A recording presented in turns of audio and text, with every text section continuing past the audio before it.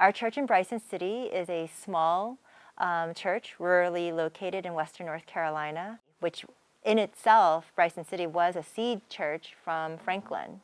When we started attending, and attendance was taken every Sabbath because the Bryson City Church was actually at risk of closing down, they would count my daughter, who is less than 1, and Christy's children, who are all less than 10. So even our kids were counted in church attendance, and that's how fragile the status of our church was.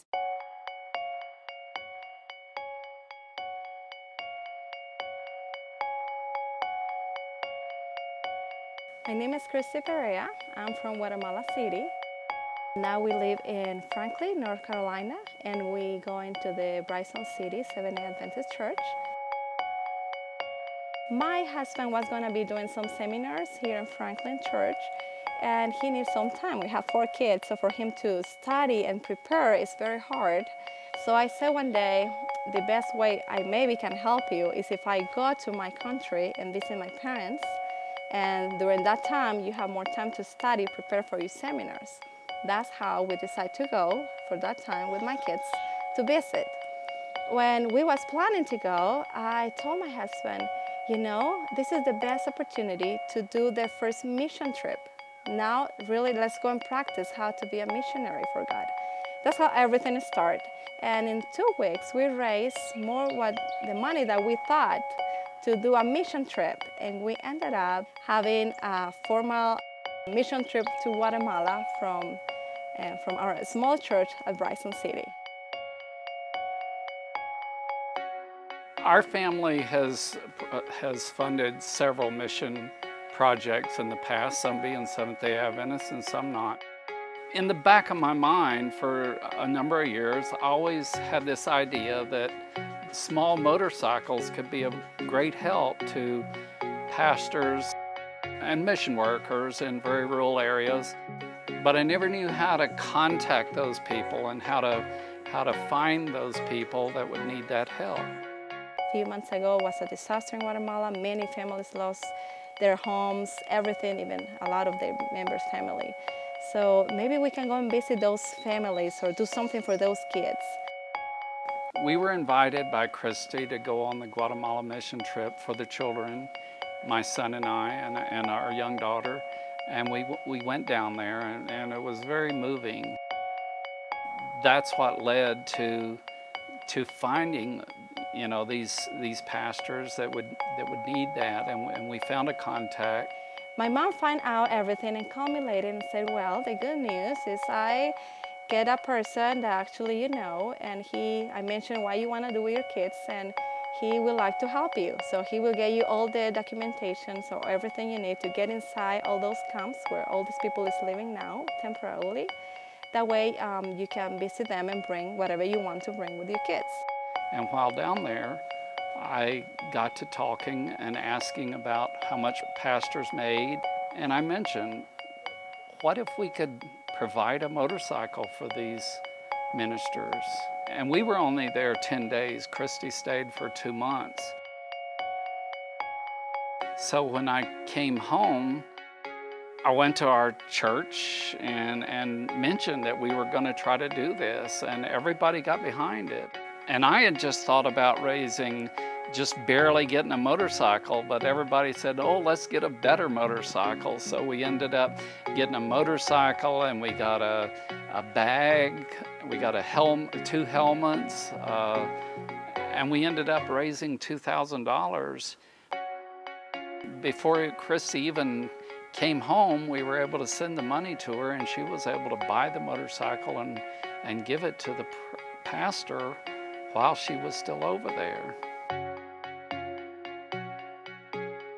So when Christy and I had this idea and we started talking about this motorcycle idea and funding some motorcycles, we kind of together decided that what we were looking for was the pastor that was way in the middle of nowhere with a lot of churches. Some of these pastors have from 15 to 33 churches. that had the need. And we not only wanted to find those with need, we wanted to make sure that that pastor had been a pastor for at least 3 or 4 years, so we knew he was committed to being a pastor, was having struggles, financial struggles.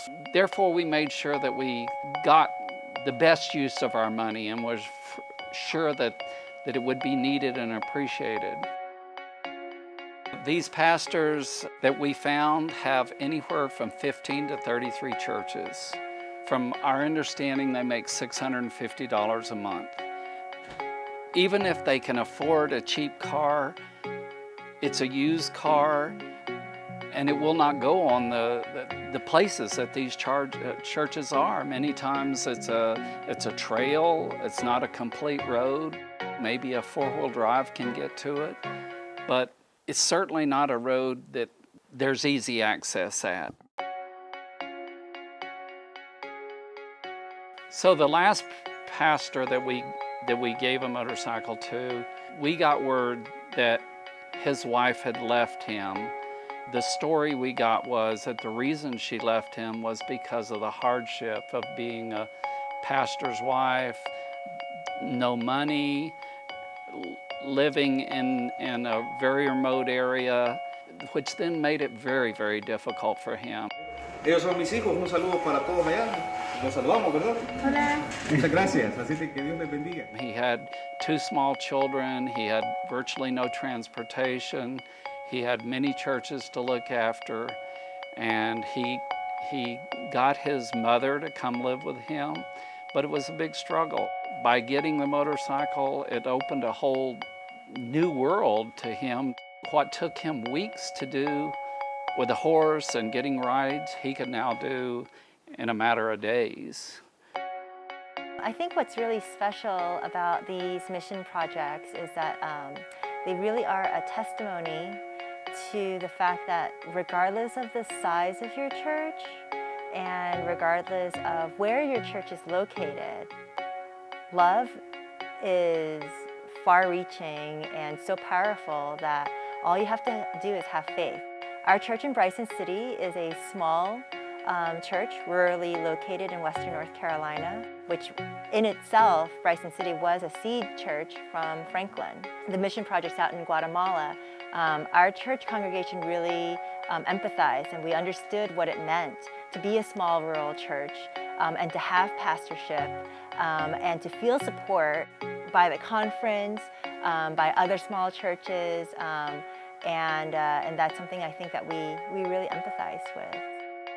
Sometimes we talk a lot about growth at camp meeting and evangelistic meetings, but I would like to just emphasize that the growth our congregation has felt has been like an inner growth, like a spiritual growth, and a deeper sense of fellowship with each other. I feel like that they feel significantly a part of, the hands and feet of Jesus. Like anything from just fellowship and mission work amongst each other's families to then outreach, across international borders into the mountains of Guatemala in ways that, may have been foreign to them. Not everyone at our church is a fan of motorcycles, but after seeing what one motorcycle did for a rural pastor and being able to personally relate to how maybe that pastor impacted the membership at that rural church in Guatemala, and knowing how we're rurally located and what our pastor means to us, I really feel like that moved even the most humble members of our church, humble financially, to give what they could.